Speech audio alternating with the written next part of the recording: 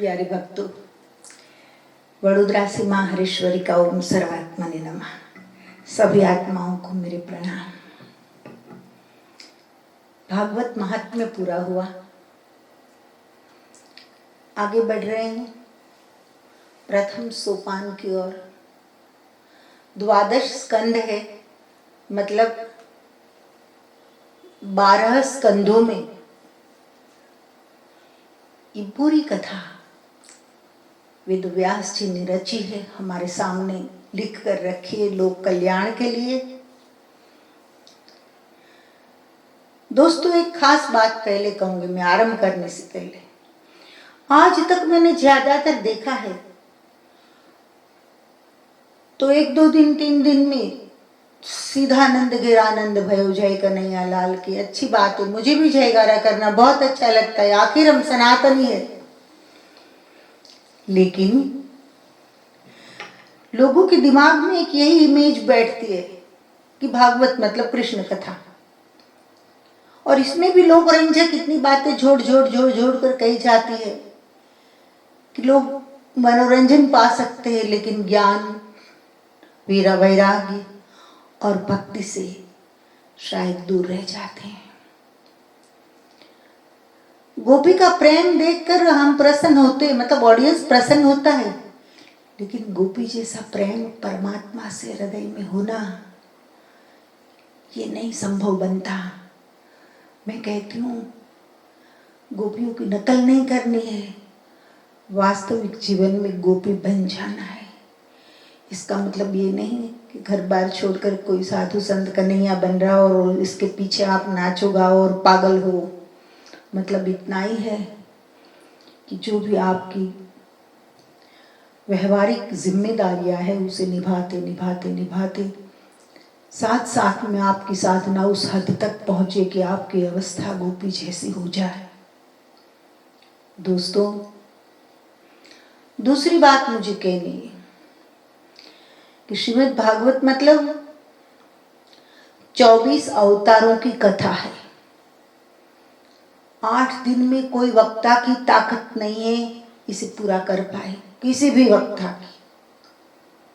24 अवतारों की कथा है, और इनमें भी जो कुछ अवतार है, जैसे वामन अवतार, नृसिंह अवतार, पृथु अवतार, उन सारे अवतारों का बहुत मूल्य है। उस अवतारों की कथा में एक अद्भुतता भरी है। अगर सीधे कृष्ण पर हम आ जाएंगे तो और बहुत कुछ जो समझना है, सुनना है, वो छूट जाएगा। बाकी तो आपकी मर्जी है, वक्ताओं की मर्जी। हम कोई सलाह नहीं दे रहे, एडवाइस नहीं दे रहे। जिसके मन में जैसा आता है ऐसा बोलता है, जिसकी जैसी क्षमता, जिसका जितना सामर्थ्य भागवत को समझने का और एलोबरेट करने का और नरेट करने का।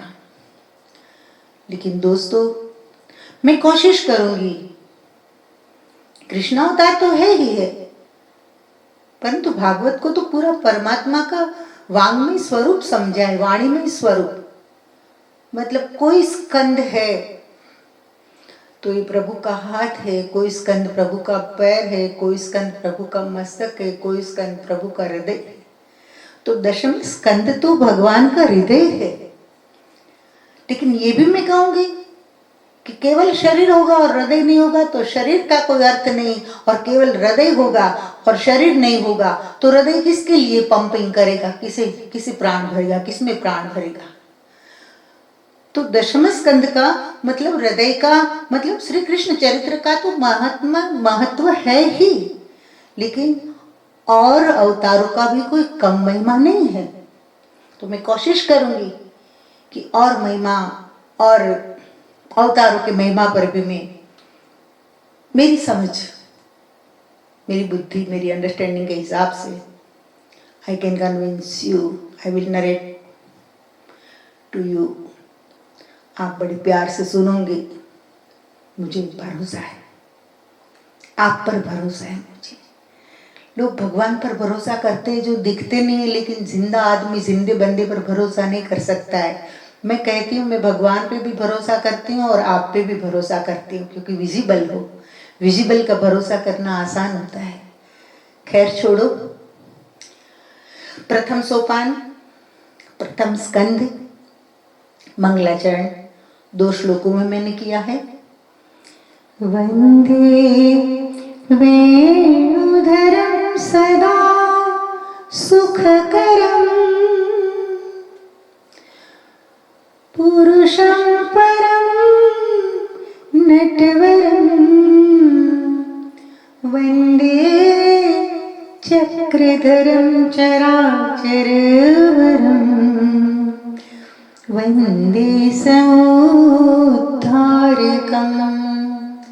वंदे स्नेहात्सागरं नरवरं नारायणं केशवं वंदे मोहिनीवल्लभं यदुपतिं राधावरं सुंदरम।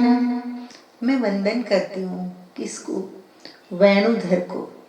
वेणु में प्राण फूंकते हैं, तब जाके गंगा के जल स्थिर हो जाते, तब जाके पंछी चहचहाते हुए बंद होकर वेणु को सुनते, तब जाके गोपियाँ भूल जाती है बछड़े को दूध पिलाना, गाय दोना, ये सब। तो वेणु का, उस वेणु के सुर में इतनी क्षमता कब आएगी? स्वयं परमात्मा प्राण फूंकते। वंदे वेणुधरम सदा सुखकरम पुरुषम परम नटवरम। परम पुरुष साधारण पुरुषों से काफी ऊपर। नटवरम, हाथ में डोरिया बांधी और हम सबको नचा रहे हैं, जैसे नट नचाता है उसकी भांति, लेकिन वो तो नट में वर है, श्रेष्ठ नटवरम। वंदे चक्रधरम चराचरवरम, चक्र को धारण करने वाले। केवल वेणु से नहीं चलेगा ना, चक्र भी चाहिए दुष्टों के लिए, धर्म की स्थापना के लिए। विनाशाय च दुष्कृतम, दुष्कृत्यों के नाश के लिए चक्र तो चाहिए। तो वंदे चक्रधरम चराचरवरम, सचराचर में श्रेष्ठ। वंदे समुद्धारकम, भक्तों का सम्यक उद्धार करने वाले। वंदे स्नेहात सागरम, प्रेम का सागर है जो कृष्ण है, प्रेम का सागर। मुझे और कोई उपमा नहीं मिली तो मैंने लिख दिया स्नेहात सागरम। वंदे स्नेहात सागरम, स्नेह का सागर। नरवरम, मनुष्यों में श्रेष्ठ। नारायणम, स्वयं नारायण। केशव, वंदे मोहिनी वल्लभम, मोहिनी यानी लक्ष्मी होता है, जगदम्बा का नाम है मोहिनी एक। तो वंदे मोहिनी वल्लभम, और मेरा तखल्लुस है जो मोहिनी को प्रिय है। यदुपति, यदुपति राधावरम, श्री राधा का वर। राधावरम सुंदरम, स्वयं सौंदर्य रूप है। ऐसे श्री कृष्ण को मैं वंदन करती हूँ। दूसरा श्लोक है नमः सत्यम परम ज्ञानम। नमः सत्यम, मैं नमस्कार करती हूँ किसको? सत्य को। नमः सत्यम परम ज्ञानम, नमः सत्य ज्ञानिनाम, नमः सत्य पालितानाम, नमः सत्य शोधक। सत्य को पालने वाले, सत्य स्वरूप, ज्ञान स्वरूप, ऐसे सत्य रूप परमात्मा को मैं नमस्कार करती हूँ। वेदव्यास भी कहते हैं सत्यम परम धीमहि। मैं किसका ध्यान करता हूँ? कहीं नहीं कहा उसने, वो तो अवतार थे, वेदव्यास थे। कहाँ वेदव्यास? बिल्कुल एक व्यक्तित्व अलग था जिसने काया पलट कर दी। 18 पुराणों के द्वारा पूरी लोक मानसिकता का, धर्म की स्थापना हुई। ऐसे महान ग्रंथ लिखे, ब्रह्म सूत्र जैसे सूत्र लिखे। आएगी वेदव्यास की बात भी, परंतु तात्पर्य मेरा कहना इतना ही है कि वेदव्यास किसका ध्यान करते हैं? भागवत के आरंभ में सत्यम परम धीमहि, परम सत्य का मैं ध्यान कर रहा हूँ। मैं जो 30 साल से लोगों को ध्यान के मार्ग पर ले जा रही हूँ, थोड़ा बहुत बता रही हूँ, लोग सीखने की कोशिश करते, सिखाया तो नहीं जाता, अपने पुरुषार्थ से, आध्यात्मिक पुरुषार्थ जो करता है उसका ही ध्यान में प्रवेश होता है। लेकिन फिर भी थोड़ा बहुत हम दिया बनकर उसे रोशनी दे देते कुछ कदम तक, फिर उसकी यात्रा आगे चलती रहती है। अब उसका दिया जब प्रकट जाए तब दोस्तों, भगवान वेदव्यास तो कहते परम सत्य का मैं ध्यान करता हूँ। यही मैंने भी बातें की है ध्यान की मेरे ग्रंथों में। 14 वॉल्यूम है, 201 प्रकार की ध्यान विधियां बताई है, उसमें सत्य के बेस पर ही सब बातें चलती है। और वेदव्यास भी सत्यम परम धीमहि ऐसा करके आरंभ करते भागवत का। तब मुझे लगता है कि भगवान वेदव्यास स्वयं मेरी पीठ ठोक रहे हैं, मुझे आशीर्वाद दे रहे हैं कि ठीक है बेटा, आगे बढ़ो। खैर, विषय की ओर आगे जाते हैं। नैमिषारण्य की सभा में वक्ता के स्थान में सुत पुराणी जी बैठे हैं और श्रोताओं के स्थान में 88,000 ऋषि मुनि बैठे हैं। हजारों वर्ष तक चले ऐसा ज्ञान सत्र लेकर बैठे हैं। ऐसी नहीं है हमारी तरह कि चलो कथा का निमंत्रण आया है, वीआईपी बनकर बैठना है, आगे हमारे लिए सोफा खाली होगा, मन चाहे तब जाओ कथा में डिस्टर्ब करो। वक्ता डिस्टर्ब होता है, नो डाउट, ऑब्वियसली वक्ता डिस्टर्ब होता ही। फिर धनपतियों को पुचकारने वाला वक्ता हो और पधारो पधारो कहने लगे तो ये एक अलग बात है। लेकिन मैं तो कहती हूँ कथा का रस जमा हो और तब बिल्कुल कोई सामने एंट्री करता है, विक्षेप होता ही होता है, क्योंकि ब्रह्मरस है ये। ब्रह्मरस में संसार आ गया हो ऐसी विचित्रता लगती है, ऐसी स्थिति हो जाती है। तो दोस्तों 88,000 ऋषि मुनि बैठे थे, परंतु परम शांति थी, परम शांति। और सुत पुराणी जी मंच पर बैठकर श्रीमद् भागवत सुनाने का आरंभ कर रहे हैं। नैमिषारण्य की ज्ञान सभा में, नैमिषारण्य की ज्ञान सभा में प्रश्न उठे श्रोता के मन में, शौनक आदि के मन में प्रश्न उठते हैं। प्रश्न उठे शौनक के मन में, क्या प्रश्न उठता है? पूछत सुत जी से कर विनती, पूछत सुत जी से कर विनती, कहूँ सार अवतार धर्म नीति, कहूँ सार अवतार धर्म नीति। नैमिषवन की ज्ञान सभा में प्रश्न उठे शौनक के मन में। 88,000 ऋषि मुनियों ने तय किया था कि हमारे मन में कोई भी आध्यात्मिक प्रश्न उठेगा तो अलग अलग लोग उठकर सुत पुराणी जी को, मतलब वक्ता को डिस्टर्ब नहीं करेंगे। ये डिसिप्लिन सिखाता है हमारा भागवत। हमारे सबके प्रतिनिधि के रूप में एक व्यक्ति को हम तय करते हैं, वो है शौनक जी। शौनक ऋषि उठकर प्रश्न करेंगे, सुत जी जवाब देंगे। हमारे पास जितने भी प्रश्न हो हम शौनक जी को बता देंगे। ये कोई ठीक है ढंग की बात लगती है। बाकी आयाराम गयाराम कोई भी खड़ा होकर बात शुरू कर देते, सवाल कर देते तो प्रश्नोत्तरी रह गए। प्रश्नोत्तरी में भी कोई ठिकाना नहीं, कोई आध्यात्मिक प्रश्न नहीं, चलता है सब, समझ में तो नहीं आता है। लेकिन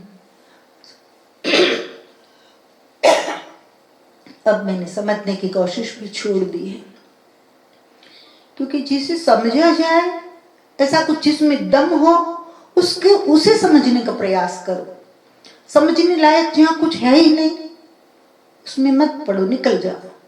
क्रिटिसाइज करने से भी कोई फायदा नहीं, पॉजिटिव क्रिटिसाइज होगा तो भी कोई फायदा नहीं, क्योंकि उनको करना ही है वो। छोड़ो, डिसिप्लिन सीखनी है तो भागवत से सीखो। प्रश्न उठे शौनक के मन में, पूछत सुत जी से करी बिनती, कहूं सार अवतार धर्म नीति। सुत जी से विनती करके पूछते, पूछने का भी एक ढंग है, रिक्वेस्टफुली, हम्बली, बहुत नम्रता से विनती पूर्वक सुत जी से पूछते हैं, प्रभु कहूं सार अवतार धर्म नीति। सर्व शास्त्रों का सार जिसमें आ गया हो, जिसमें धर्म की सही समझ मनुष्य को खिले और नीति क्या है ये सीखने को मिले, ऐसा कुछ बताओ। छोटे से प्रश्न में बहुत कुछ पूछ लिया, सर्वशास्त्र का सार जिसमें हो ऐसा कुछ सुनाओ। अवतारों की बात कहो, समझाओ अवतारों के विषय में। धर्म में मनुष्य जीना सीखे। धर्म मतलब यहाँ मंदिर मस्जिद के धर्म की बात नहीं। धर्म मतलब मनुष्य को जिससे मन में शांति मिले। धर्म मतलब झोपड़ी में भी एक समृद्धि का मनुष्य अनुभव कर पाए। धर्म मतलब किसी का उपकार के ऊपर अपकार न हो। धर्म मतलब किसी दुखी दरिद्र के आंसुओं को पहुंचना। ये सब मेरे लिए धर्म की व्याख्या है। आपके लिए जो है सो आपको मुबारक। अवधूत शुक जी कैसे पढ़ूं? और प्रश्न पूरे नहीं हुए अभी।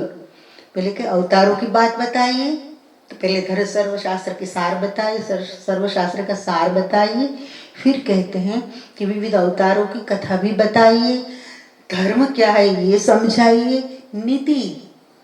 और नीति किसे कहते हैं? तुलसी ने बड़ी प्यारी बात की है कि राजनीति बिनु धन बिनु धर्मा। जिस मनुष्य की मतलब सत्ता देश की नीति अच्छी नहीं होती है ना, उसकी सत्ता ज्यादा नहीं टिकती है। ठीक है, आज तो कलयुग है, किसकी टिके किसकी ना टिके यह हम अंदाज नहीं लगा सकते हैं। पब्लिक है भी कुछ भी बाजी पलट देती है कभी भी। छोड़ो, उस बात में हमको नहीं पड़ना है। लेकिन धन बिनु धर्म, कितने भी आप धनवान हो, कितने भी धनवान हो आप, लेकिन आपका धन धर्म के लिए जो उपयोगी नहीं होता है तो उस धन का कोई अर्थ नहीं। और राजनीति बिनु, कितने भी बड़े आप राजा हो या का बड़ा पद हो या प्रधान हो, लेकिन अगर प्रजा के लिए अच्छी नीति नहीं है आपकी तो परिणाम अच्छा नहीं आएगा। आगे प्रश्न करते शौनक जी, अवधूत शुक जी कैसे पढ़ूं? अवधूत शुक जी कैसे पढ़ूं? भागवत ज्ञान से आत्म प्रति बढ़ूं। भागवत ज्ञान से आत्म प्रति बढ़ूं। अवधूत शुक जी कैसे पढ़ूं? अवधूत शुक जी कैसे पढ़ूं? महाराज ये बताइए कि शुकदेव तो अवधूत थे, जन्म के साथ भागने लगे थे। वे अवधूत जन्म के साथ दौड़कर जंगल में चले गए थे। अवधूत के रूप में नेत्र बंद करके घोर जंगल में जो तपश्चर्या कर रहे थे, वे भागवत पढ़ने के लिए कैसे आए? क्यों आए? पिता पीछे रोते रोते जाते हैं कि बेटा वापस लौट जा, तेरा जात कर्म संस्कार भी नहीं किया, अभी तो तेरा नामकरण नहीं हुआ, तेरा मुख नहीं देखा और बेटा तू चला जा रहा है तो भी जिस बेटे ने कुछ सुना नहीं। वे अवधूत भागवत कैसे पढ़े? बड़ा प्यारा प्रश्न है। भागवत ज्ञान से आत्म प्रति बढ़ूं और भागवत ज्ञान से और उसकी आत्मोन्नति हुई, तो ये सब कैसे हो ये भी बताइए। आगे कहते हैं, बड़ी प्यारी बात है। आगे कहते हैं, हस्तिनापुर के लोगों ने कैसे जाना कहो सुख जी को जैसे। हस्तिनापुर में जब सुखदेव जी पधारे तब हस्तिनापुर के लोगों ने उसे पहचान कैसे ली? पहले तो कभी आए नहीं थे। जैसे ही सभा में पहुंचते हैं गंगा तट पर तब सबने पहचान लिए। तो सबने पहचाने कैसे? ये एक हमारे मन में विचार आता है, संशय है, आप समाधान दीजिए। जाना कहो सुख जी को कैसे, सबने सुख जी को कैसे पहचाना जाना। और विशेष बात तो ये है कि गोदोहन घटिका से ज्यादा नहीं रुकते थे, नियम ये सादा। 2 गोहन घटिका से ज्यादा सुखदेव जी कहीं भी रुकते नहीं थे, सुखदेव जी का नियम था। गोदोहन घटिका मतलब गाय को दोहने में जितना टाइम लगे, 6 से 10 मिनट। आजकल तो मशीन भी आ गई है, क्या पता कितनी देर में दूध निकाल लेते होंगे, लेकिन गोदोहन घटिका मतलब 6 मिनट से 10 मिनट तक, तो ज्यादा कहीं रुकते नहीं थे। वे सुखदेव जी बैठकर भागवत कैसे पढ़े, समझ में नहीं आता। इतना ही नहीं, परंतु कैसे रुके सप्त दिन शुक जी। वे सुखदेव जहाँ 6 मिनट से ज्यादा कहीं रुके नहीं, वे 7 दिन कैसे रुक गए? कैसे रुके सप्त दिन शुक जी, हरहु हमार संशय महासुत जी। हे महात्मा, हे सुत जी, गोदोहन घटिका से ज्यादा जो सुखदेव कहीं रुकते नहीं थे, वे 7 दिन कैसे रुक गए?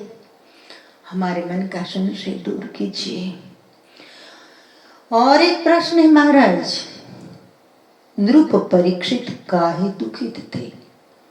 महाराज परीक्षित दुखी क्यों थे? गंगा तट जाकर बैठे थे। महाराजा परीक्षित राजमहल का सुख वैभव सब छोड़कर संन्यास लेकर गंगा के तट पर आकर क्यों बैठ गए? कौन कहाँ के कारण रजू? इससे आगे एक बात बताइए कि भागवत की रचना कौन, मतलब किसने करी, कहाँ करी रचना, किस स्थान पर करी और के कारण क्यों रचना करी?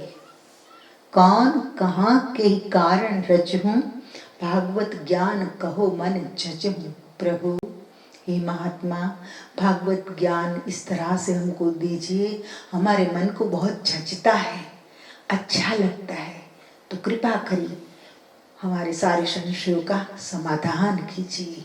बोलने में भी कितनी विनंती है, विनय के स्वर में अगर किसी को कुछ पूछा जाए, सामने वाला अगर पात्र योग्य है तो अवश्य संशय का समाधान होगा। सुत जी बोलते हैं कि सुनो, बड़ी प्यारी बात है इसमें, एक क्रम से चलता है भागवत। पहले तो भागवत जो सर्जन किया है वो सर्जक की कथा आती है, मतलब वेदव्यास की, फिर वक्ता की कथा आती है, मतलब सुखदेव जी, फिर श्रोता की कथा आती है परीक्षित जी की। बड़ी अच्छी सीक्वेंस में कथा चल रही है। सूत जी कहते हैं, सुन शुभमति शौनक सब गाथा, सुन शुभमति शौनक सब गाथा, ज्ञान विराग भगति के साथा, ज्ञान विराग भगति के साथा। हे शुभमति शौनक, देखो अवार्ड मिल गया पहले ही, अभी 7 दिन बैठना तो बाकी, भागवत सुनना तो बाकी, लेकिन श्रोता को पहले अवार्ड मिल गया। शुभमति, हे शौनक जी, आप सब संतों महात्माओं की मति अत्यंत शुभ है। हे शौनक जी, मैं सब गाथा आपको सुनाऊंगा, आप सब सावधान होकर ध्यान से सुनिए। और आरंभ होता है सबसे पहले सर्जक की कथा से, वेदव्यास की कथा से। वेदव्यास का जन्म कैसे हुआ, क्या हुआ, हमारे शास्त्रों की एक खूबी है, कुछ भी नहीं छिपाया। किसी ऋषि को प्रेम हो गया किसी से तो ये बता दिया, किसी ऋषि का मेनका से आने से उसके नृत्य से तपोभंग हो गया तो बता दिया, कोई किसी पर सम्मोहित हो गया तो बता दिया। कुछ छुपाया नहीं है, कहीं ढोंग नहीं है, कहीं पर्दा नहीं है, और ऐसा चाहते भी नहीं कहीं पर्दा हो, साफ साफ बात बता दे। और इससे रिस्पेक्ट बढ़ता है हमारा। बात ये है कि कम नहीं होता है, बढ़ता है। और आजकल जो प्रसंग चल रहा, एक घटना घटी कुछ, नुपुर शर्मा की प्रवक्ता जो थी हमारी, उसमें तो शेरनी में हिम्मत तो है बोलने की, काफी समय से बोलती आई है, परंतु व्यक्ति के पीछे कुछ बैक होता है तो आदमी दिल खोल कर बोलता है। तो उसको था कि मेरे पीछे बैक है पूरा, काफी लोग मेरे पीछे है, पूरी गवर्नमेंट मेरे पीछे है, जो सच है मुझे बोलना चाहिए। और नुपुर शर्मा ने कुछ सच बोल दिए तो कई देशों में खलबली मच गई। और दुख की बात तो ये है कि उसको उसके पद से हटाया गया। अगर जो सपोर्ट कर रहा है, जिसके बैक से बोल रहा है, वही सपोर्ट खींच ले अपना, हटा दे स्थान पर से, तो इसका मतलब तो ये हुआ कि गलती थी उसकी, नहीं बोलना चाहिए था। हम ये हमारे बच्चे को गलत साबित कर रहे हैं क्या? हम इतने डरपोक हैं, इतनी नपुंसक हैं कि हमारे वफादार प्रवक्ता को हम एक झटके से निकाल दें। समझ में नहीं आती है कुछ बातें, छोड़ो। वैसे भी राजनीति मेरा विषय नहीं है। कुर्सियां गद्दार निकले क्या करे, कहीं लिखा है किसी ने, कुर्सियां गद्दार निकली क्या करे। कुर्सियां ही गद्दार निकलती है। लाखों पेट भूखे हैं, रोटियां कुलचार निकली क्या करे, रोटियां कुलचार निकली क्या करे। छोड़ो, जाने दो। कि मेरा कहने का तात्पर्य ये है कि हमारे शास्त्र कहते हैं, और हर शास्त्र कहते हैं कि इंसान आखिर इंसान होता है। कौन शख्स ऐसा है, तुम्हें हमको बतलाओ जिससे जिंदगानी में गलतियां नहीं होती। कौन शख्स ऐसा है दुनिया में, ऐसा व्यक्ति कौन है? तुम ही हमको बतलाओ कि जिससे जिंदगानी में गलतियां नहीं होती, जिसके जीवन में गलती ना हो। ऐसा कोई मनुष्य, ऐसा कोई इंसान हो ही नहीं सकता। पूर्ण तो वह एक है जो अदृश्य बैठा है, माया कर रहा है, लीला कर रहा है, मुझे और आपको फंसा रहा है और निकाल रहा है, फंसा रहा है और निकाल रहा है। ये बैठा है जहां उपनिषद कहती है, ईशावास्य, ओम पूर्णमदः पूर्णमिदं पूर्णात् पूर्णमुदच्यते पूर्णस्य पूर्णमादाय पूर्णमेवावशिष्यते। वो पूर्ण है, मतलब पूर्ण है, लेकिन उसका कोई अता पता नहीं है। हाँ, वह सर्वशक्तिमान है, इसलिए हम कहते हैं कि वो सर्वव्यापी भी है। और सर्वव्यापी भी है मतलब सर्व में परमात्मा है। ये हमारे मनीषियों ने हमको व्याख्या दी, और इसमें कुछ भी गलत नहीं है, उसका अंश ही है हम। खैर छोड़ो, कहने का तात्पर्य ये है कि मनुष्य आखिर मनुष्य है जिससे जिंदगानी में गलतियां नहीं होती। कौन शख्स ऐसा है? हसरतों के पैरों में बेड़ियां नहीं होती, हसरतों के पैरों में बेड़ियां नहीं होती, कैद आशियानों में बिजलियां नहीं होती, कैद आशियानों में बिजलियां नहीं होती। हमारे शास्त्रों में ऋषि मुनि इवन ब्रह्मा विष्णु, किसी भी से गलती हुई है या गलती जानबूझकर नीति के भाग के रूप करनी पड़ी है, लोकोद्धार के लिए या कुछ ऐसा करना पड़ा है, तो साफ साफ सामने लिख कर दे दिया है, कुछ छुपाया नहीं। और हम उसे खुलकर बोल भी सकते हैं। इसे तो कहते धर्मशास्त्र। छोड़ो, विषय की ओर आगे बढ़ते हैं। मैं क्या कहना चाहती हूँ आप सब समझ गए, लेकिन मुझे विषयांतर नहीं करना है। एक बार यमुना के तट पर, एक बार यमुना के तट पर, एक एक बार यमुना तट पर क्या घटना घटी। प्रेम कहानी से शुरू होता है हमारा भागवत। प्रेम इसके बेज में है। एक बार यमुना के तट पर मुग्ध पराशर मत्स्य गंधा पर, मुग्ध पराशर मत्स्य गंधा पर, एक बार यमुना के तट पर। एक बार यमुना के तट पर एक घटना घटी। मुनि पराशर यमुना के तट पर आए। सामने वाले तट पर जाना है। मत्स्यगंधा और उसके पिता तट पर बैठे हैं। ऋषि को यमुना के पार जाना था। ऋषि ने कहा नौका वाले को कि मुझे उस पार जाना है, तेरी होड़ी ले ले। नाविक ने कहा कि मैं वृद्ध हो चुका हूं, अब मेरे बाजुओं में इतना दम नहीं रहा है कि मैं नौका चला पाऊं।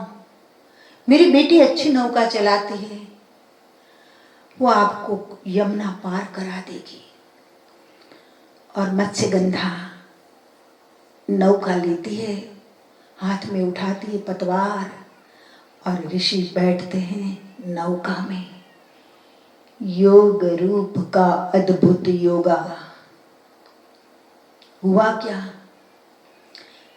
ऋषि मत्स्यगंधा पर मोहित हो गए। इसलिए शास्त्रों में कहा है ना कि पुरुषों से माताओं एकांत में न रहे, मर्यादा रखे, क्योंकि इंसान ही कुछ भी हो सकता है। मानवीय भावनाओं से कोई पर नहीं है। साधु संत ऋषि मुनि कोई भी हो, मानवीय संवेदनाएं स्वाभाविक उसके जीवन में होती है। तो यहां ऋषि पराशर मत्स्यगंधा के सौंदर्य पर मोहित हो जाते हैं। संक्षेप में कहती हूं, योग रूप का अद्भुत योगा। एक बरसों तक संसार से दूर रहकर योग में लीन रहता हुआ महापुरुष प्रेम पूर्ण बन गया। उसके मन में प्रेम जन्मा मत्स्यगंधा की ओर। ऑपोजिट का अट्रैक्शन स्वाभाविक है। और दूसरी ओर कुदरत की गोद में खेलकर बड़ी हुई मत्स्यगंधा बिल्कुल सरल। एक और पराशर योग के द्वारा वो उसका दिल बिल्कुल शुद्ध हो गया था। और मत्स्यगंधा का दिल तो वैसे ही शुभ था, क्योंकि कुदरत की गोद में खिली है, पली बड़ी है, उसे दुनियादारी क्या है ज्यादा कोई पता नहीं। तो दोनों का हृदय विशुद्ध है। प्रेम जन्मा, प्रेम रसायन सम्यक भोगा। और प्रेम का रसायन ऐसा काम कर गया। प्रेम क्या है? प्रेम क्या है? प्रेम का वर्णन नहीं हो सकता है। फिर भी मैं कहूं, प्रवीण सागर नाम के ग्रंथ में वर्णन किया है। अंबर ते अति ऊंची वह ऊंडी रसानत हुते अथारी। बड़ी प्यारी बात है। पिक्चरों में, आजकल पिक्चरों में जो प्रेम की बातें आती है, टाइम बीइंग प्रेम की, टाइम पास करने वाले प्रेम की, चीटिंग की, फ्लर्ट की, डेटिंग की, ये बात नहीं है। गुड़ से मीठा, इमली से खट्टा, ऐसे फिल्मी गीत बन जाते हैं कि उसे इश्क कहते हैं। फिल्मों में सब चलता है। स्तर के हिसाब से होता है ना सब। फिल्मों का जो स्तर है उस हिसाब से बनेंगे। और बंदे का जो स्तर है, एक साहित्य में डूबे हुए व्यक्तियों का जो स्तर होता है अलग होता है। लिमड़ी की राजकुमारी और राजकोट का राजकुमार दोनों के बीच में प्रेम हो जाता है। मेरामण सिंह जी और सुजान कुंवरी, 4 लोगों ने मिलकर उन दोनों प्रेमियों का पत्र व्यवहार है। उस पत्राचार को लेकर, उस पत्रों को पढ़ पढ़ के जो अपनी ओर से कुछ ऐड करके लिखा है, उस ग्रंथ का नाम दिया है प्रवीण सागर, सागर महाराज और सुजान कुंवरी यानी प्रवीण। आज तो उपलब्ध तो है लेकिन किसी को पढ़ना नहीं है इतना। फिल्मी गीतों से काम चल जाता है तो कौन पढ़ाई करे, मत्थापड़ी कौन करे। लोग तो सब कुछ सुन लेते, व्यासपीठ पर से जो भी उसके माथे मारो बेचारे सह लेते, सहन कर लेते, खुशी खुशी इसमें भी हंसते हैं। हाँ? कथा के नाम पर कॉमेडी चल रही हो तो भी लोग तालियां बजा रहे हैं, पता नहीं कैसा ऑडियंस, समझ में नहीं आता। देखिए मैंने कहा ना, आप समझना छोड़ दिया है। तो दोस्तों, योग रूप का अद्भुत योगा प्रेम रसायन सम्यक भोगा, काफी चर्चाएं होती है दोनों के बीच में। प्रेम कैसा होता है? अंबरते अति ऊंची वह, प्रवीण सागर में लिखा है।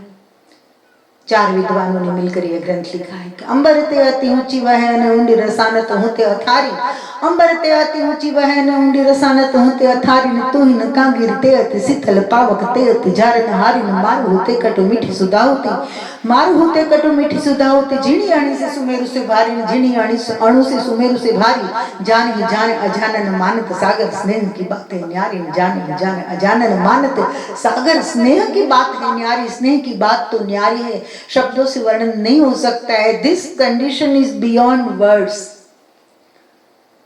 We can only feel it, we can't narrate it, narrate नहीं कर सकते हम। अंबर ते अति ऊंची वह, प्रेम की धारा कैसी है कि आसमान से ऊपर से बहने वाली। बोलो, अंबर से अति ऊंची वह, ऊंडी रसानत होते अथारी, 7 पाताल के नीचे बहने वाली।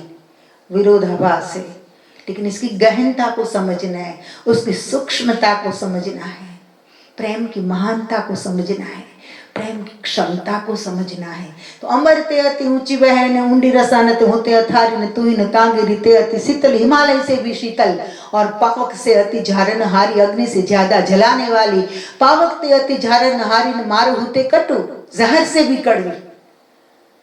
एक बार जहर दे दो ठीक है, बंदा मर जाए, बात खत्म हो जाए, लेकिन जो प्रेम में जीता है वो तो हर क्षण मरता रहता है, खुद को खत्म करता रहता है, और तू ही तू, तू ही तू, तू ही तू, बात होती है। दोस्तों, प्रसंग याद आ रहा है लैला मजनू का। मजनू रेगिस्तान में पड़ा है, कपड़ों का ठिकाना नहीं है, आधा पागल सा। अल्लाह के फरिश्तों ने अल्लाह से कहा कि ऐसा प्रेमी कभी नहीं देखा है, उसके हालात तो देखो, लैला लैला लैला लैला कर रहा है। भगवान ने कहा आप जाओ, अगर उसका प्रेम इतना ऊपर उठा हुआ है तो उसको ले आओ मेरे दरबार में। अल्लाह के फरिश्ते आए, रेत में पड़ा था मजनू। फरिश्तों ने कहा मजनू, ऐसे धीरे से मजनू ने आँख खोली, आप कौन है? बोले हम अल्लाह के फरिश्ते हैं, खुदा के फरिश्ते हैं। मजनू ने कहा कौन खुदा?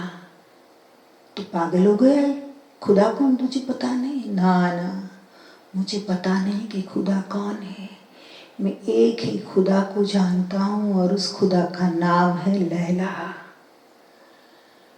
फरिश्ते भी समझ गए, लेकिन परमात्मा स्वयं बुला रहा है, मजनू चल, हो सकता है खुदा तेरे पर प्रसन्न हो जाए तो शायद लैला को भी ढूंढ कर बुलाकर तेरे हाथ में सौंप दे। नहीं नहीं, मुझे यहाँ से कहीं नहीं जाना है, क्योंकि शायद मैं खुदा को मिलने के लिए आऊं, इस दौरान यहाँ से लैला निकले और मुझे न देखे तो मुझे कहीं नहीं आना है, आप जाइए। लैला के नाम की तस्बीह ही मेरे लिए तो भजन है, यही तो सुमिरन है, यही बंदगी है, यही सजदा है। कहने का तात्पर्य ये है कि इश्क पर जिसकी इनायत हो गई, इश्क की जिस पर इनायत हो गई, होश जाहिल अक्ल रुखसद हो गई। इश्क की जिस पर इनायत हो गई, अकल मर जाती है। प्रेम का वर्णन करना इतना आसान नहीं है। तो अंबर से अति ऊंची बहे प्रेम की धारा, आकाश से ऊपर बहती है। अंबर से अति ऊंची बहन ऊंडी रसानत होते अथारी, तुही न कांगिरी ते अति शीतल पावक ते अति झारन हारी। तुही न कांगिरी ते अति शीतल, हिमालय से शीतल और अग्नि से ज्यादा जलाने वाली। पावक ते अति झारन हारी, मारो होते कटु जहर से कड़वी। मारो होते कटु मीठी सुधा होती, अमृत से मीठी। मारो होते कटु मीठी सुधा होती, झीणी अणु से सुमेरु से भारी। अणु से भी सूक्ष्म, परमाणु से भी सूक्ष्म, जो अनुभव हो सकता है उसका दिखाई नहीं देता है। झीणी अणु से सुमेरु से भारी, सुमेरु पहाड़ से भी भारी। झीणी अणु से सुमेरु से भारी। जान ही जान अजानन मानत, ये तो जानने वाले ही जानते, अनजान लोग मान भी नहीं सकते कैसा होता है प्रेम। जान ही जान अजानन मानत, सागर स्नेह की बात है न्यारी। न जान ही जान अजानन मानत, सागर स्नेह की बात है न्यारी। स्नेह की बात तो न्यारी है। एक परम योगी जिसका हृदय विशुद्ध हो गया है योग के द्वारा, और एक परम सुंदरी जो कुदरत की गोद में पली बड़ी है और जिसका हृदय विशुद्धि है, अभी संस्कारित हुआ ही नहीं है दुनियादारी से। तो ऐसे दो हृदय मिलते हैं, दोनों में प्रेम होता है। जाते हैं सामने वाले तट पर, योग रूप का अद्भुत योगा, प्रेम रसायन सम्यक भोगा। दोनों के बीच में सम्यक भोग होता है। गर्भवती होती है मत्स्यगंधा, कुछ समय तक रहते हैं। पता चला पराशर को कि ये तो गर्भवती हुई मेरी प्रेमिका, तो अभी मैं नहीं जा सकता, अभी मेरी कुछ जिम्मेदारी है, मुझे उसकी सेवा करनी है, यहाँ रहना पड़ेगा। भले कितना बड़ा मैं त्यागी हूँ, योगी हूँ, लेकिन इस तरह से एक कन्या का उपभोग करके मैं चला नहीं जा सकता। ये मेरी पत्नी हुई और मेरी बच्चे की माँ बनने वाली है, तो मेरा भी कुछ कर्तव्य। आज के नौजवान इस बात पर से कुछ सीख सकते हैं। गलती कर देते और फिर लड़की को कह देते कि ले 10,000 ले जाए, अबॉर्शन करा ले, लेकिन मेरा गला छोड़। ऐसे प्रेम को प्रेम नहीं कहते हैं। वासना का रंग चढ़ गया हो जिस प्रेम पर, वो प्रेम हो जाता है भ्रष्ट और बहुत दुख देता है। दोस्तों, पराशर और मत्स्यगंधा एक द्वीप पर रुक जाते हैं, पर्णकुटी बनाते हैं, दोनों रहना शुरू करते हैं। तासे व्यास द्वीप पर जाया। देखते देखते समय निकल गया, 9 महीने निकल गए और द्वीप पर पराशर स्वयं जो सेवा कर रहे अपनी पत्नी की, मत्स्यगंधा की, बड़े प्यार से उसको रखते हैं। प्रसूति की पीड़ा भी पत्नी सहन कर लेती है अगर पति का प्यार होता है तो द्वीप पर, वहां द्वीप पर कोई सुविधा नहीं होती, कोई दाई नहीं होती, कुछ सुविधा नहीं होती, लेकिन वहां द्वीप पर तासे व्यास द्वीप पर जाए। द्वीप पर भगवान वेदव्यास का जन्म होता है।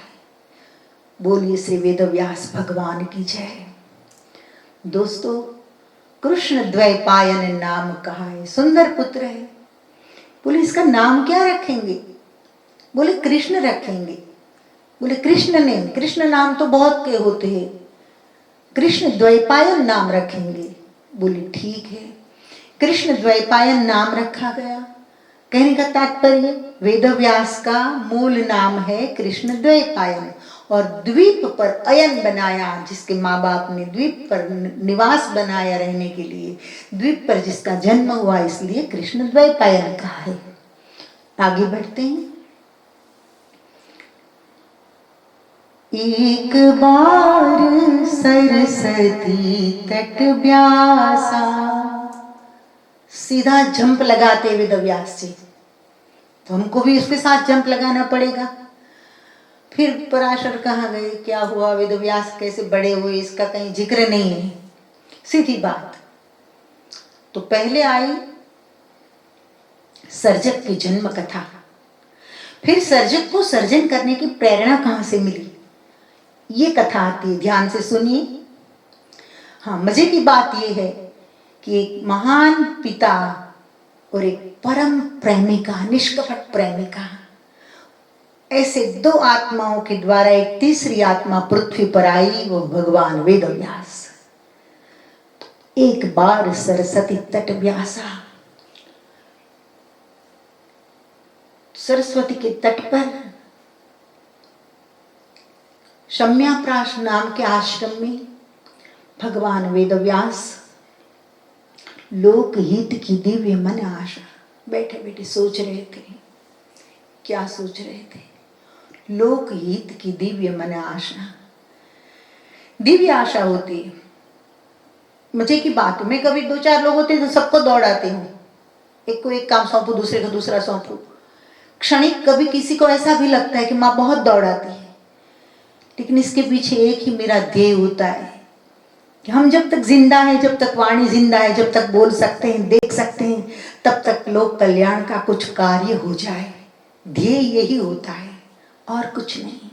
वेदव्यास जी का ध्येय लोक हित की दिव्य मन आशा। आशा थी मन में, इच्छा थी, लेकिन कैसी इच्छा? लोक हित की, लोक कल्याण की मन में एक दिव्य आशा जन्मी कि कलयुग आ रहा है, माहौल खराब हो रहा है, संतान माता पिता की आज्ञा में नहीं है, साधु संत ऋषि मुनियों के नाम पर सब जगह ढोंग चल रहे हैं।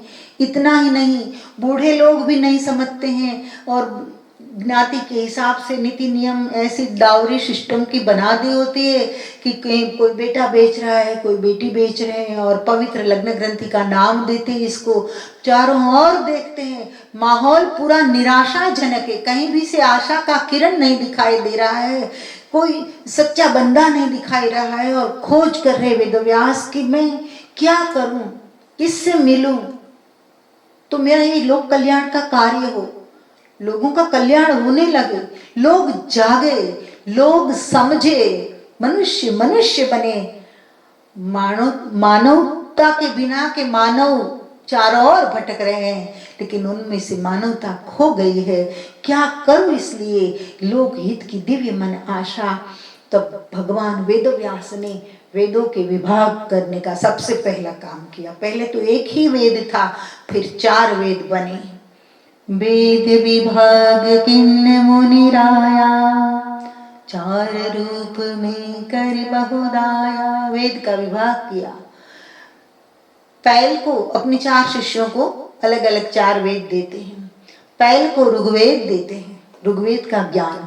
जैमिनी को सामवेद का ज्ञान देते हैं। वैशंपायन को यजुर्वेद का ज्ञान देते हैं और सुमंतु को अथर्ववेद का ज्ञान देते हैं। प्रसंग आगे बढ़ता है। वेदव्यास जी सोचते हैं कि मेरा पुत्र तो बचपन से चला गया है तपश्चर्या के लिए, क्या करूं मैं? कुछ समझ में नहीं आ रहा है।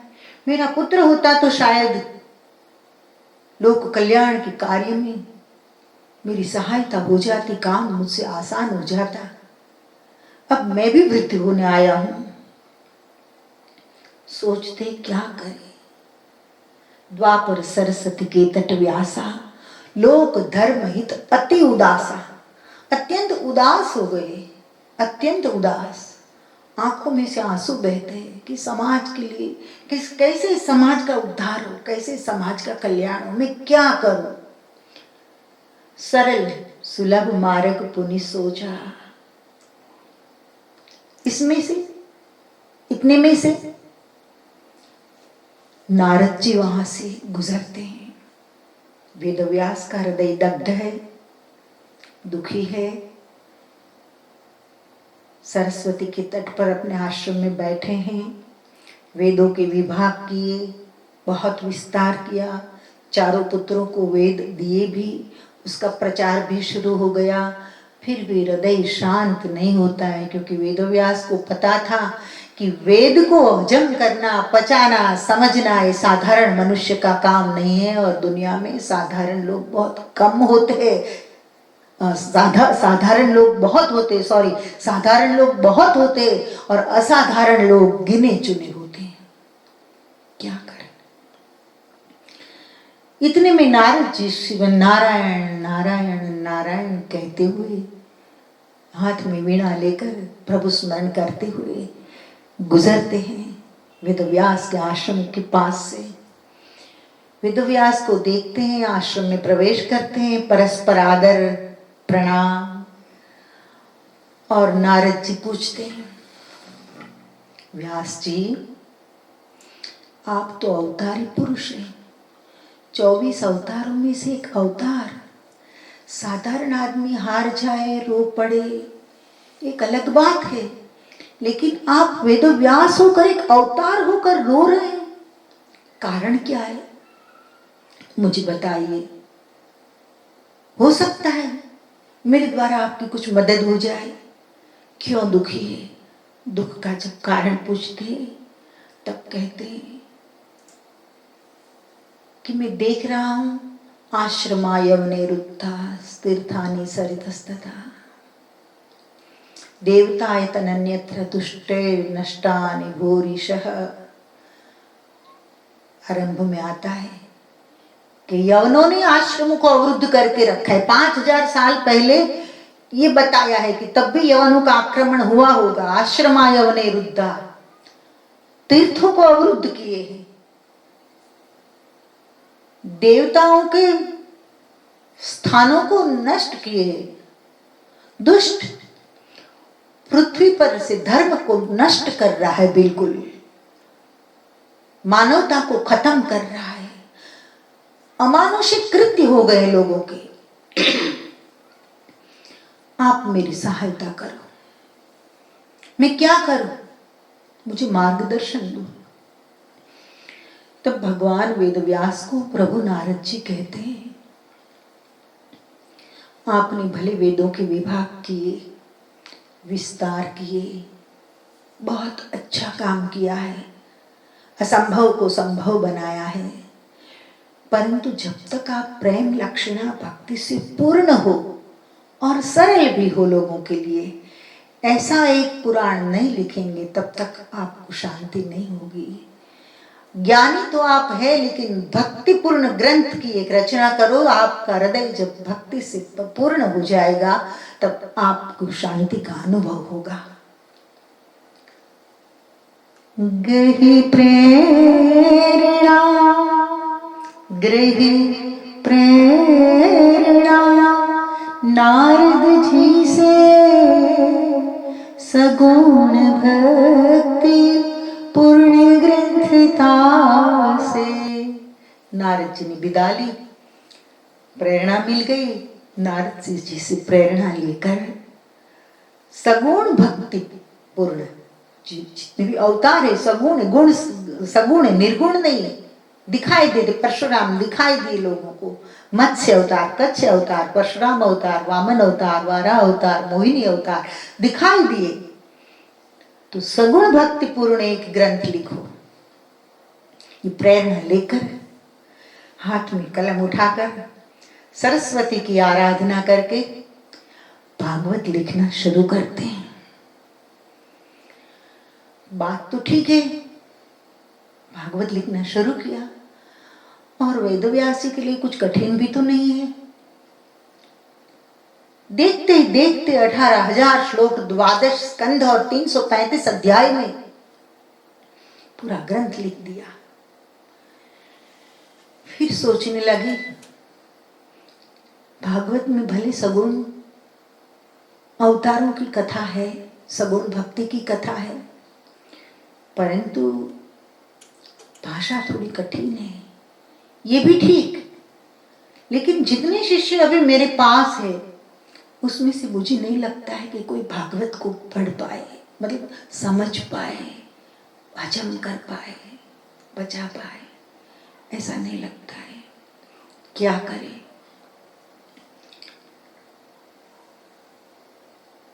वेदव्यास जी के आश्रम में से कुछ शिष्य विद्याभ्यास पूर्ण करके विदा लेने की तैयारी में थे।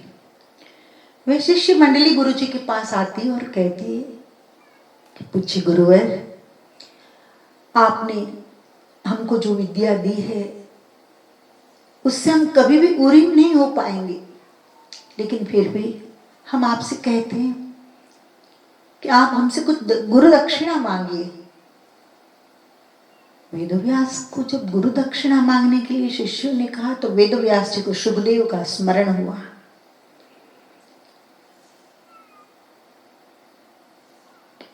ये बच्चों में शक्ति है कि शायद मेरे शुकदेव को कहीं से ढूंढ कर ले आए।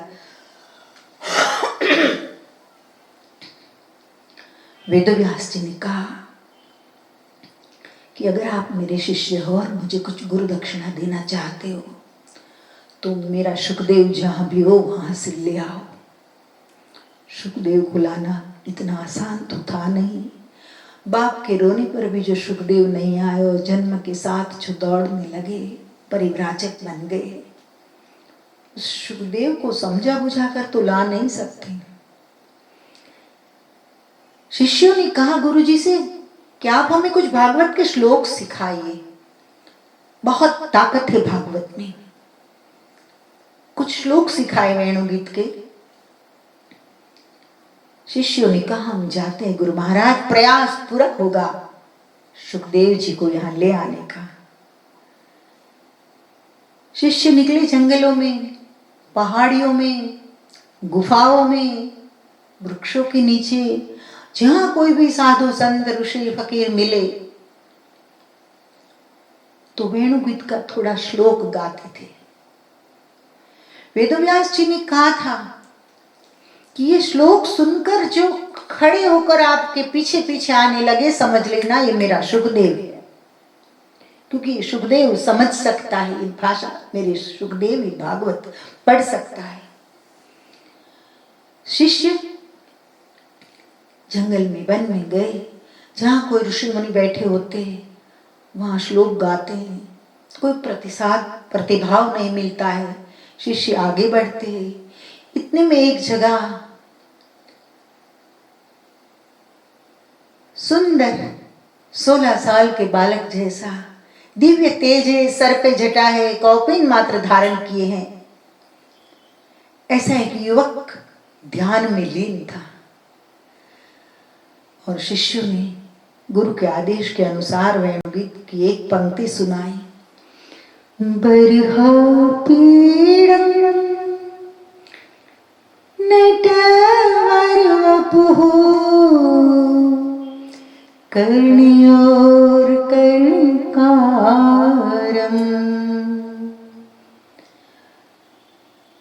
श्री कृष्ण जो बांसुरी बजाते हैं उस दृश्य का वर्णन है ये वेणुगीत के श्लोक में।